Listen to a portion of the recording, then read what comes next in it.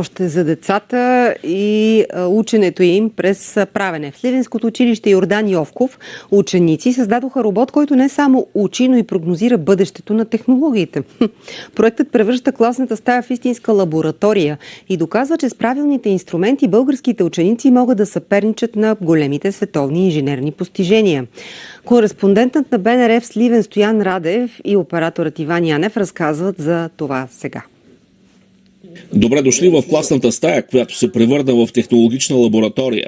Тук учениците не просто четат теория, а създават бъдещето. Резултатът е Зено, първият робот на гимназията, който вече се представя пред света. Аз съм Зено, робот с изкуствен интелект на средно училище Йордан Йовков в Сливен. Не чакайте бъдещето да дойде при вас.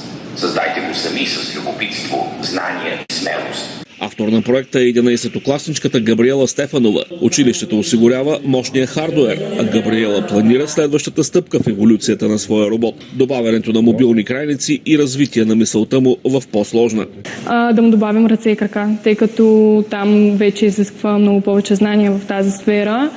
И не е толкова лесно, колкото е при човека, например, робота да пази баланс или пък да преценя кога и доколко да си мърда ръцете. Вдъхновител и ментор на екипа е инженер Димитър Желев. Според него именно практическата работа е ключът към високата мотивация на учениците.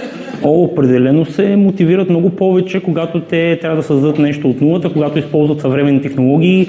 Мотивацията им се повишава много и това всъщност е и резултата, който видяхте. Зено вече активно участва в училищния живот и е категоричен.